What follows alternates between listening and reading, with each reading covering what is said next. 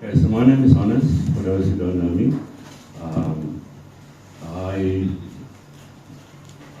I also was in addiction for 10 years.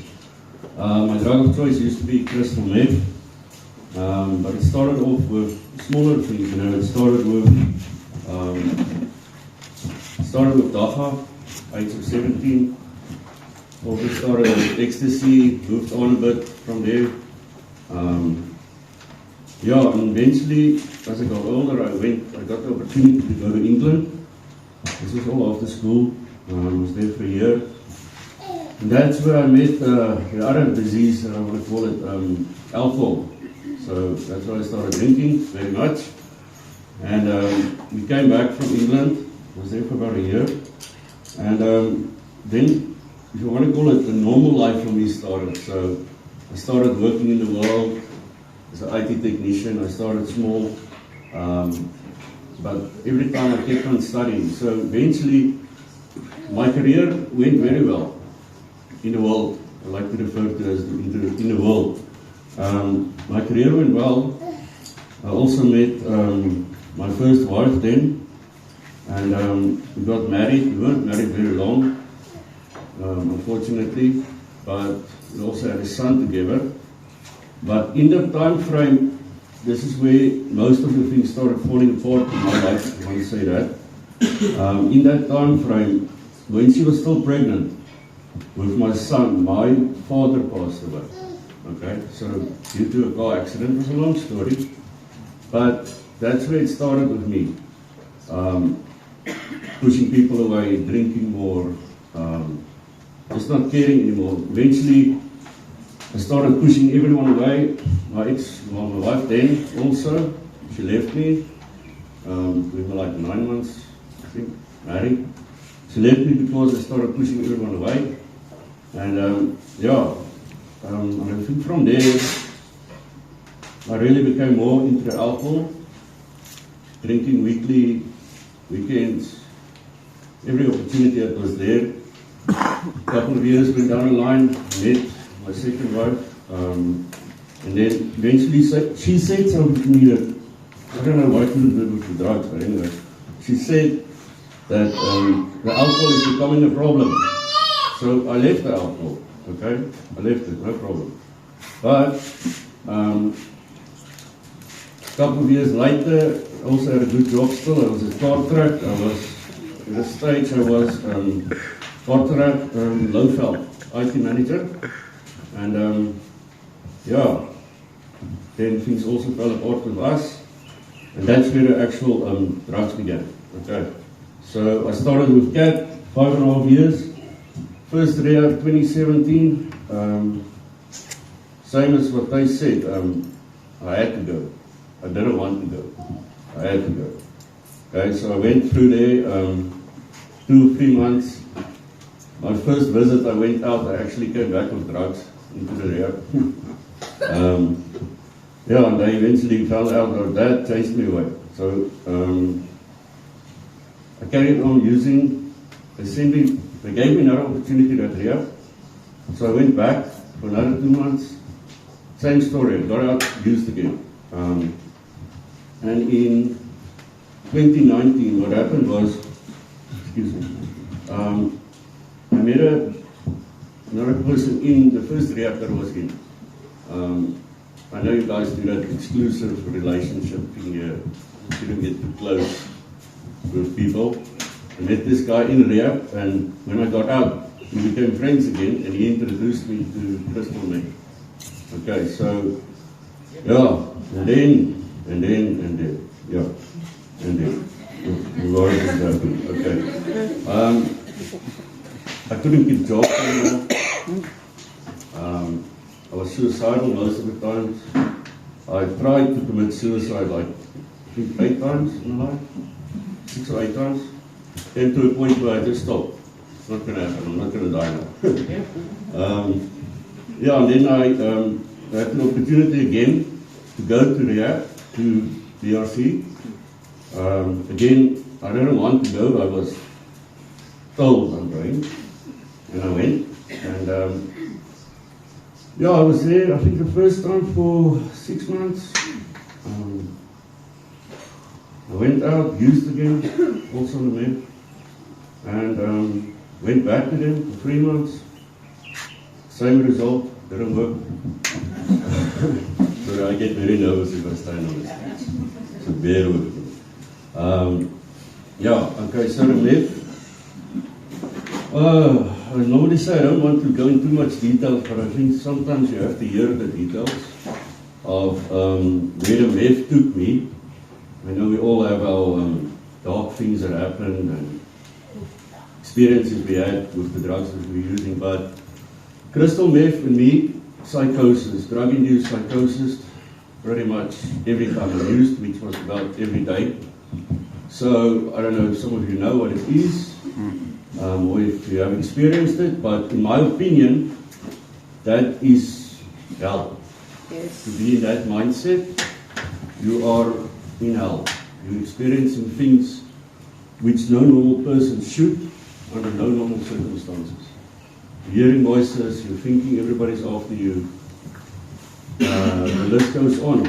Seeing things and you go crazy. At a point it went so bad that our own medical doctor wanted to get me into less copies. But he didn't even know that I was on meth. Because if I go for job interviews, I would use someone else's urine and get a job. And the one time it went really bad that day, I had experience at the mine that I was working as this post contract anyway. And I started mixing crystal meth with cocaine. Because I thought, yeah, okay, maybe it will level me out. It didn't. No. So what happened was, it sounds funny, and if I look back, it was quite funny, but I was sitting in my office, and again, boop, psychosis came back, and I sat there and I heard these people are talking on the telephones about me. I thought, oh, damn it. Sorry. Now I know I'm using drugs. Okay, so then I packed my stuff up, and I walked out of the corporate environment. I left everything behind, and I just started walking. And the more people called me, the less I wanted to hear, because in the psychosis state that I was in, I was convinced that people knew exactly what was going on. And people know I'm using drugs. So 5 kilometers later, the snake manager managed to pull me over with his buggy, and I was walking, and they were convinced that I had PTSD. Okay, so given I was full on in addiction, I actually agreed with him that it's possible, because I saw another way out. I saw another opportunity to carry on using. That's what I saw. And the mine, to an extent, believed me, because they gave me a month leave. A month leave, which I took, using every day. And every time I wanted to do my medical again, I just kept on procrastinating, excuses. And yeah, just fell apart. So yeah, in 2019 I was at Barton Recovery Center. I said this. That's 2019. 2020. Well, it was a long time, but anyway. And yeah, I was there for another 6 months, okay. And I came out and I actually had a plan, a solid plan, you know. They talk about when you leave rehab, you must have a plan. You must be ready for things, you know. Have a sponsor, have a support group, have, you know, people working with your money, etc. And I had this plan on paper. And I went out, and it was a week later. First time I touched cash. The first time I had physical cash in my hand, I relapsed again. So 6 months clean, same story, tried to use the same amount, psychosis. So, but the last round, like the pastor said this morning in the book of Matthew, they talk about once your house is clean and you carry on doing what you're doing, that whatever was in you comes back with 7. And in that state, that physical state, the mental state that I was in with that last relapse was the worst I was ever. But Dorian saw me because my mom had me convinced that they sectioned me And so I believed her, and they said to go into rehab, and they brought me here. But even on our way here, I was still acting crazy. It was in COVID time, well, not full-blown COVID, but COVID time, and you had to go to hospital, get checked before you can come into rehab. And even then, the guys that took me there had their hands full with me because I was running up and down and screaming and shouting that the police is here. And I was convinced that they are there. And yeah, so.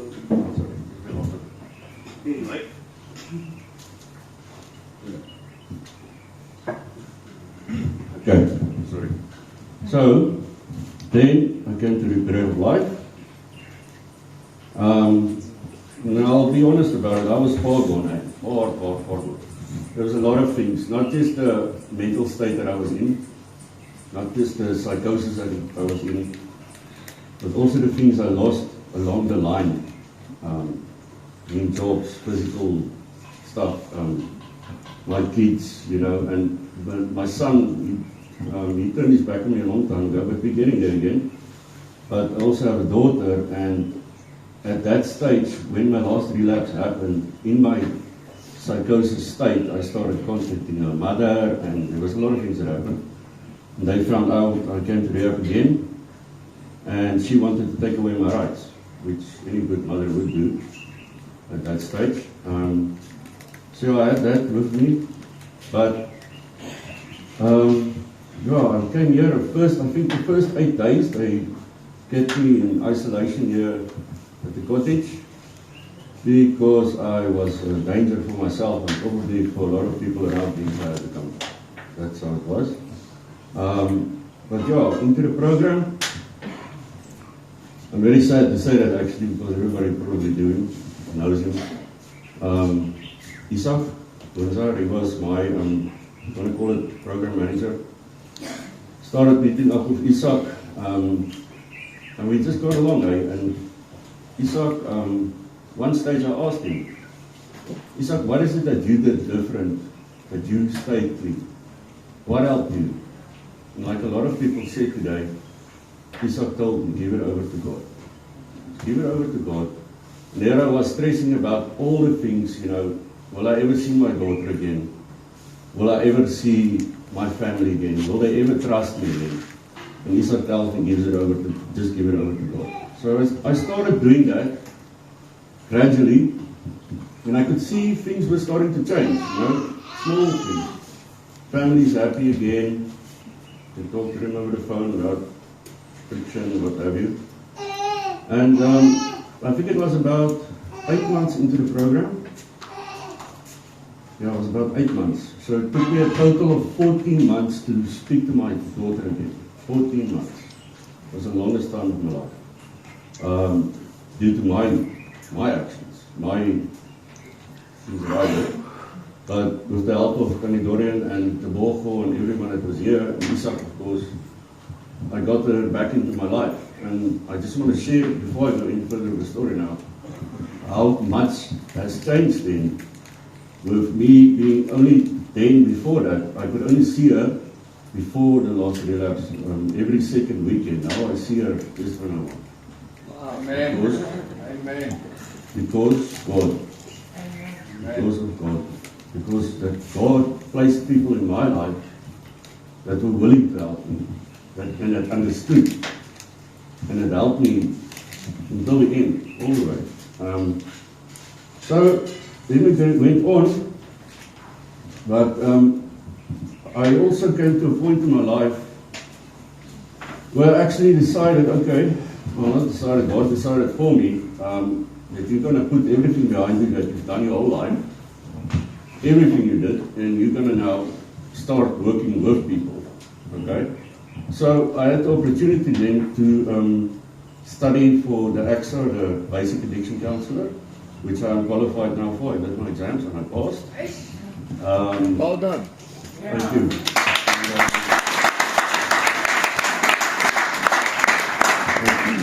I also got, after my program, or a month after it, I also got the opportunity to work at Barton's Recovery Center. And I've been there now almost 2 years. July is 2 years. Huh? Yeah, 2 years. So in total, I'm sober now for almost 3 years. August is 3 years.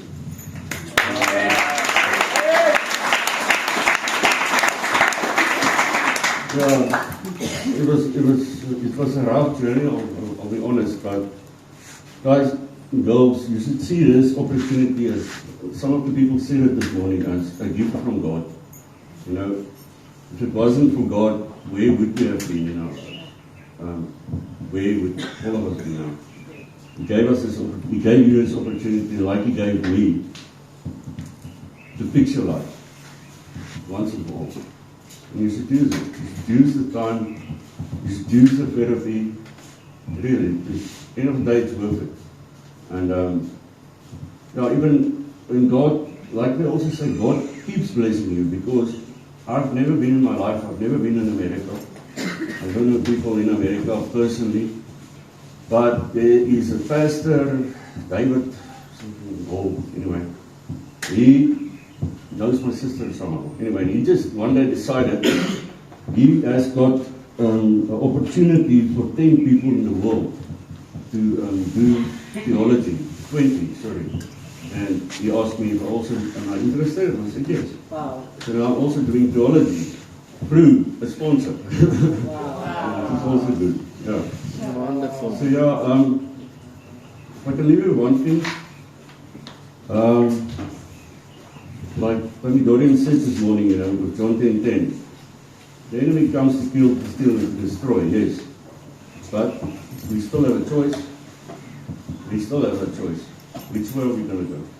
We're going to go with God, or we're going to go the way we knew always. Okay, thank you very much.